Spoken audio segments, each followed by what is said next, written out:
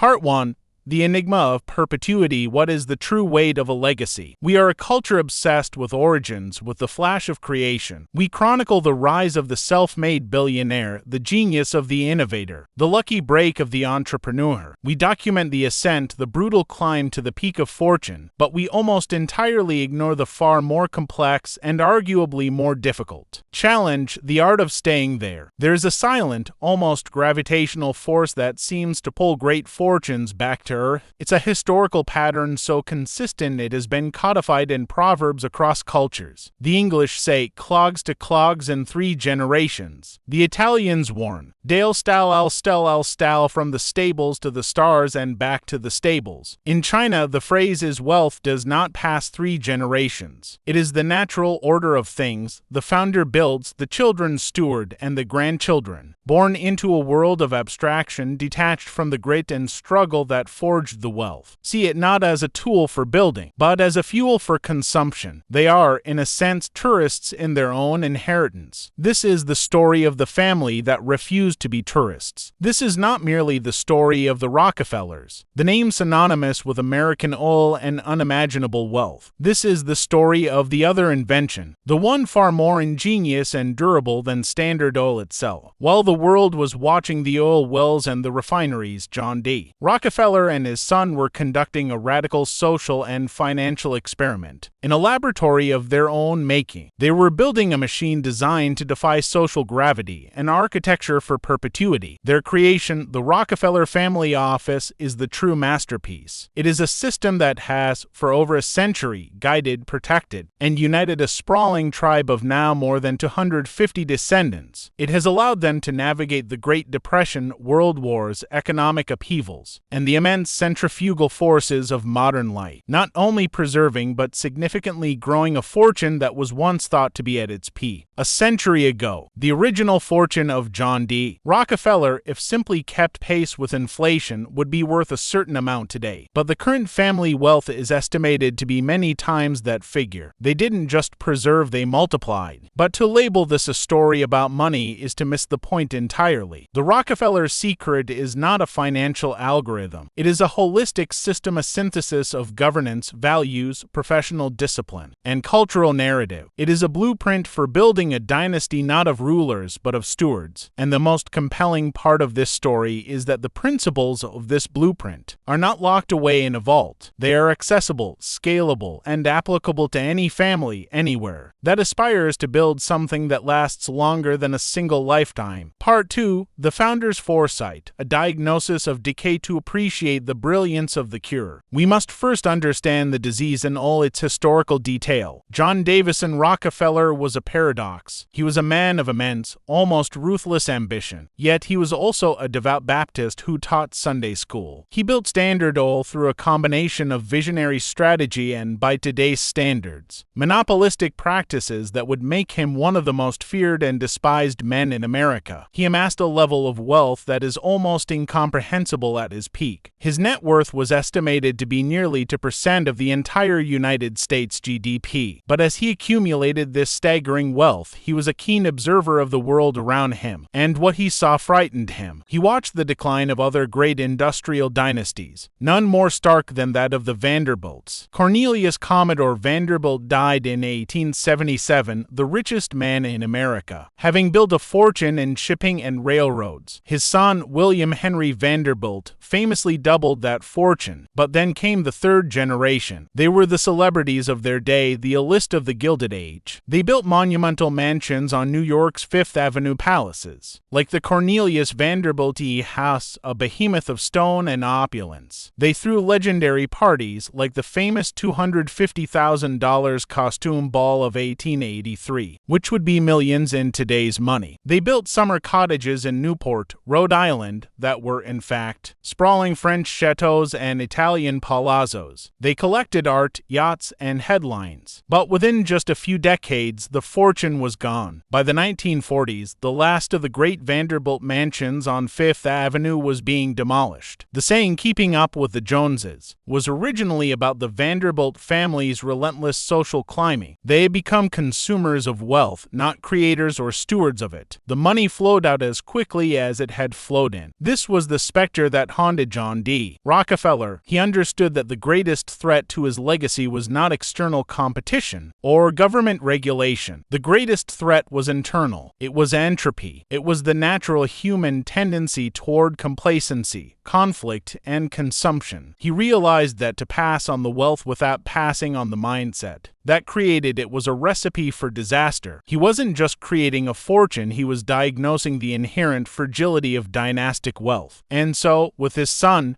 John D. Rockefeller Jr., a man who saw his life's work not in expanding the empire but in ethically managing its aftermath, they began to architect a solution. This was a project that would become Junior's life's work, a conscious effort to rehabilitate the family name and secure its future. Part 3. The 4 Pillars of the Dynasty.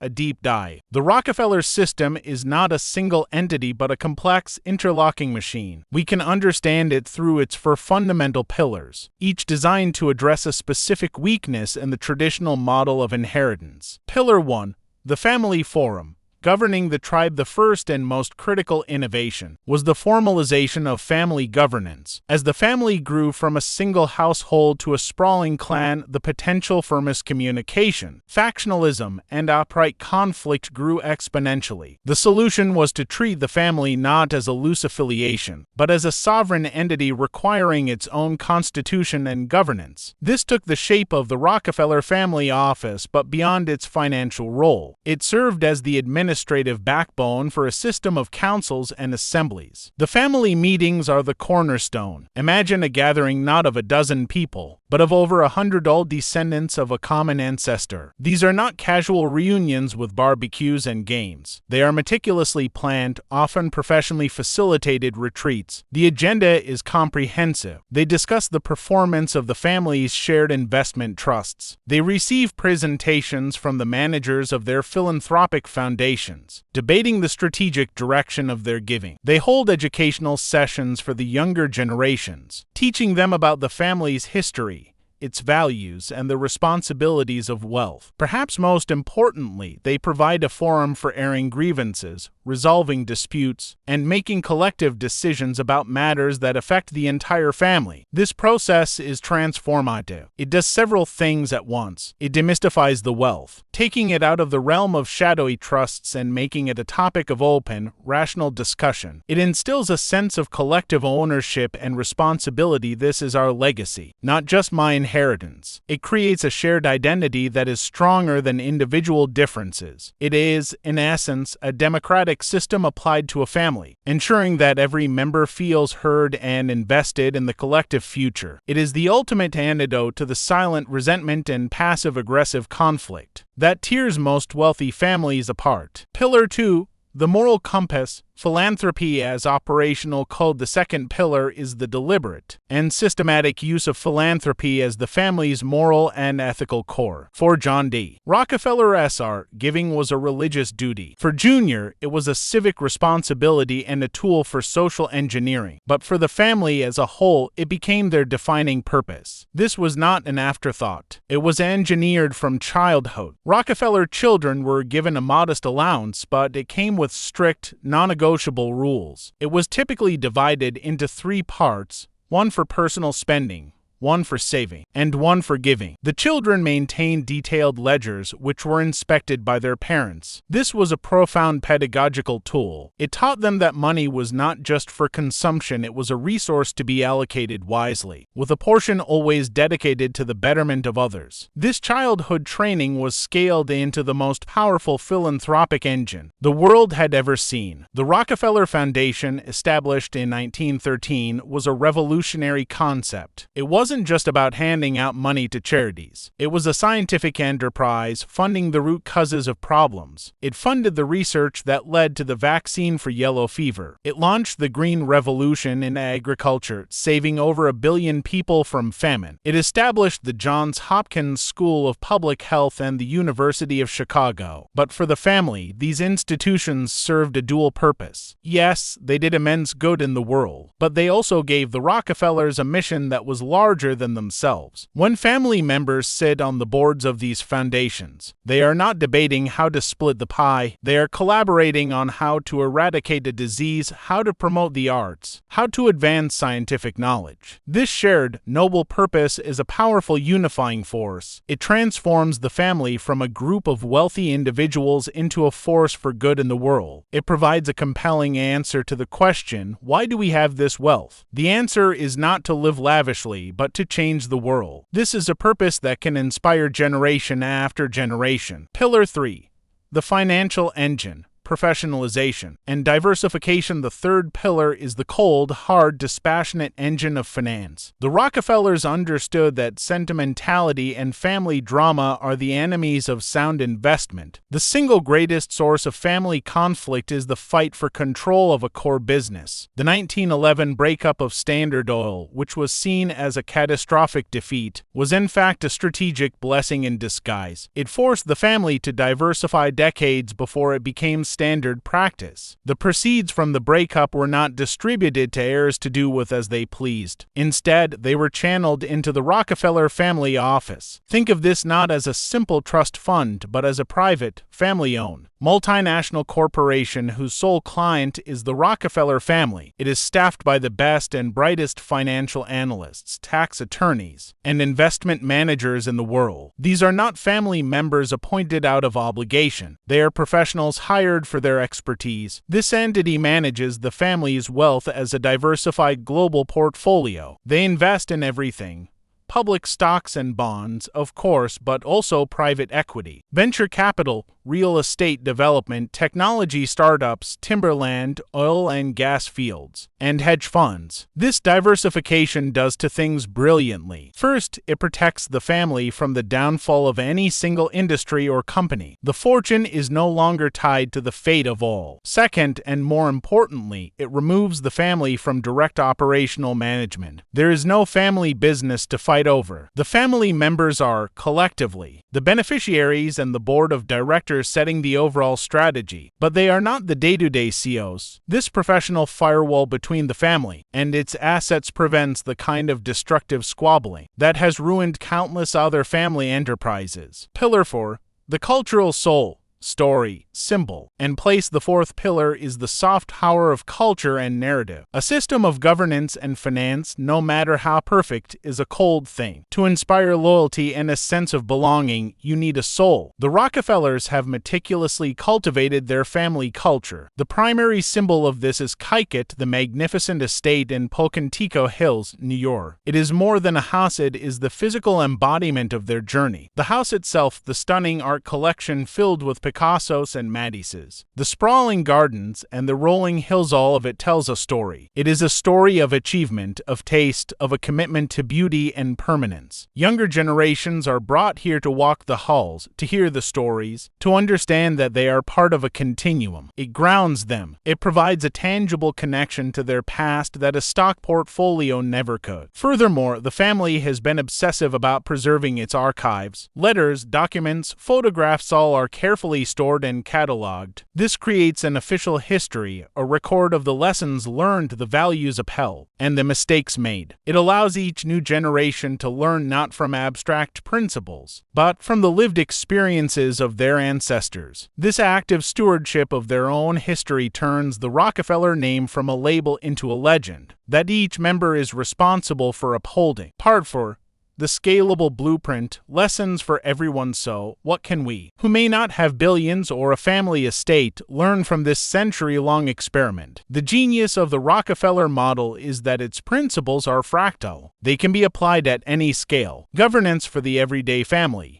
You don't need a family office to have a family meeting. Instituting a regular, structured conversation, whether monthly or quarterly, about family goals, finances, and values is transformative. It could be as simple as sitting down with a spreadsheet to discuss the household budget, or talking about saving for a child's education or a family vacation. The act of communicating openly about money demystifies it and builds collective responsibility. Values-based purpose.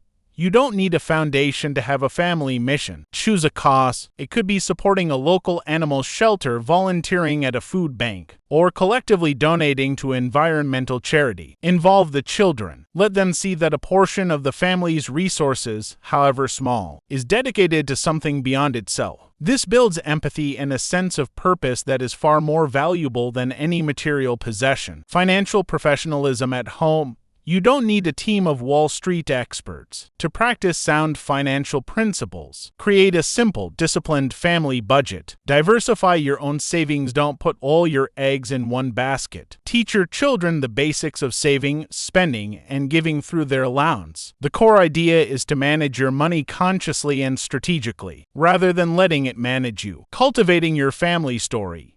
You don't need a kite to have a family history. Start a digital photo album everyone can contribute to. Record your parents or grandparents telling their stories. Write down the family recipes. Create simple traditions, a special meal on Sundays, an annual camping trip. These are the anchors of your family's unique culture. They are the stories that will be told long after you are gone. Conclusion. The definition of true wealth in the final analysis. The Rockefeller story forces us to redefine wealth itself. We conventionally define it as a number, a net worth, but the Rockefellers demonstrate that this is a shallow and ultimately fragile definition. The $11 billion is merely the byproduct, the visible symptom of a much deeper and more powerful form of capital. True, enduring wealth is human capital, a large, educated, healthy, and united family. It is the intellectual capital, the knowledge, wisdom, and values passed down through generations. It is social capital, the reputation, the networks of influence, and the philanthropic impact on the world. And finally, it is financial capital, the liquid resources that fuel the entire system. The Rockefellers built a machine that systematically cultivates all four forms of capital in perpetuity. They understood that if you focus only on the financial capital, you will lose it. But if you invest in the human, intellectual, and social capital, the financial capital will not only endure, it will flourish. Their legacy is not the oil nor the money. Their legacy is the system itself, a masterpiece of social architecture that stands as a timeless lesson in the art of endurance.